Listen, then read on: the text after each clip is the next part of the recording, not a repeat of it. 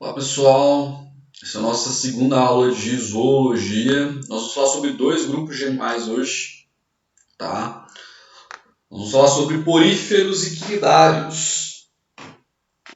Primeiro, relembrando aqui, o nosso foco vai ser entender essa relação evolutiva entre os animais, assim como também entender um pouquinho sobre as características que diferenciam cada um desses 9 filos. Perfeito? Nós vamos começar pelo filo porífera, tá bom? Às vezes eu sou meio burro, às vezes eu coloco aqui o dedo na tela pensando que vocês estão vendo meu dedo, tá? Foi mal para fazer isso aqui. Vamos lá então. Poríferos. Pessoal, os poríferos são animais aquáticos, sésseis, ou seja, eles não conseguem se movimentar, eles são fixos no substrato, tá bom? Com relação a eles serem aquáticos, boa parte deles são marinhos, tá? Vivem nos mares, mas alguns poucos vivem em água doce. Eles não possuem tecidos diferenciados. E por que eles não possuem tecidos diferenciados? Porque o embrião de um porífero ele só vai até a blástula. E agora que você sabe o que é blástula, porque você viu o vídeo anterior ou você estava no Meet, então você sabe que a blástula não tem células diferenciadas. Então o embrião dos poríferos ele vai até a blástula e depois se desenvolve um pouquinho mais e nasce. Tá bom? Não possuem órgãos. Se não possui tecidos diferenciados, você também não possui formação de órgãos. Tá? E eles são filtradores. Beleza?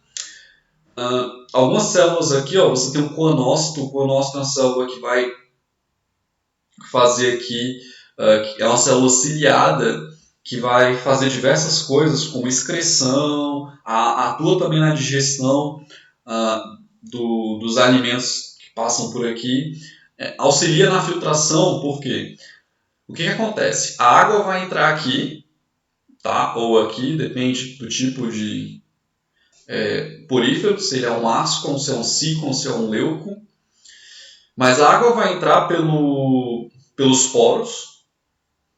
E aí, as células ciliadas, que são os coanócitos, elas vão filtrar, tá, os micro-organismos e aquelas substâncias orgânicas. E aí, o amebócito vai ser o responsável aí pela nutrição, tá, pela digestão. Perfeito? Temos as células da epiderme, que vão ficar aqui mais na parte externa, tá, protegendo. Você tem aqui os poros.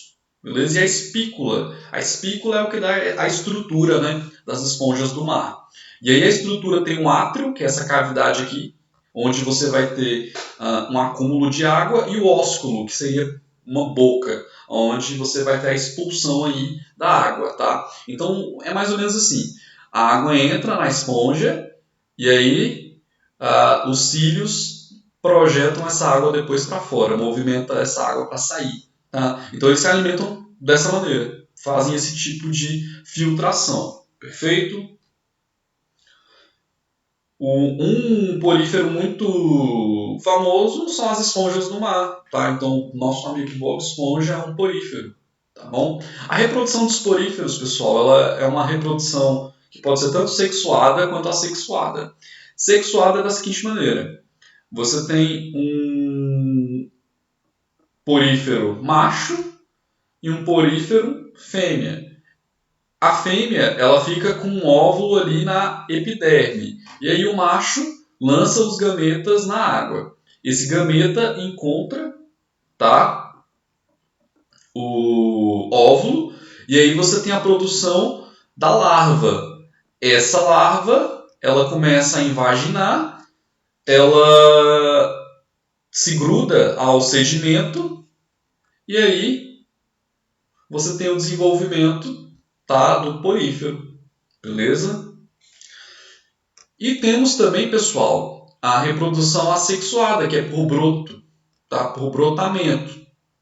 O porífero cria o broto, esse broto gera uma nova esponja e aí cresce, tá, uma esponja igualzinha à anterior, tá, um clone. Beleza? Então são duas maneiras, tá, de reprodução, assexuada e sexuada. E a reprodução sexuada vai ser por fecundação externa. Tá? Beleza? Não tem uma...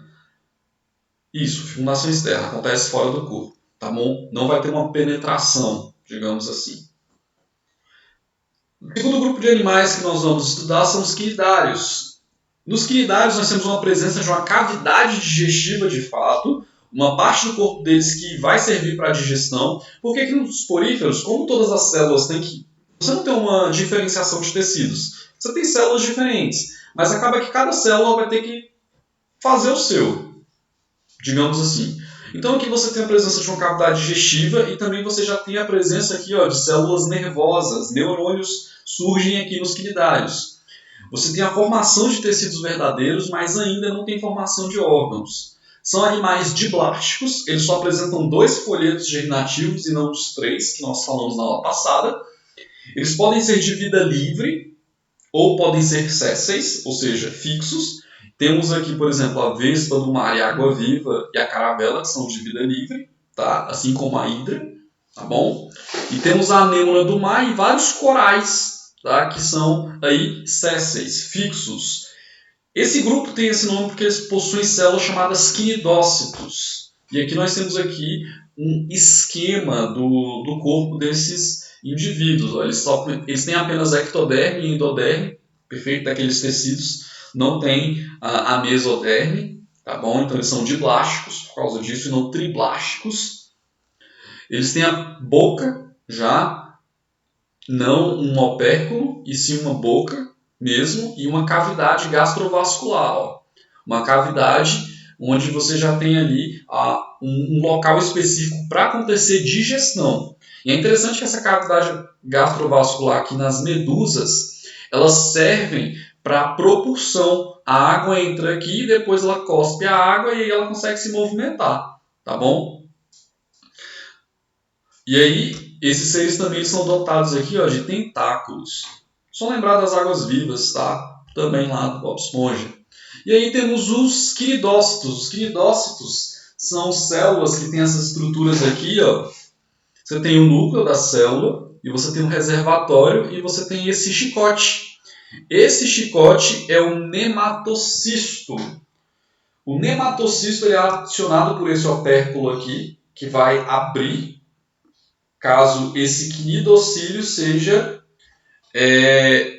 excitado, digamos assim. Então, sei lá, se o animal ele encosta em outra coisa, ele aciona esse chicote. E esse nome quinido vem de coceira, urtigante.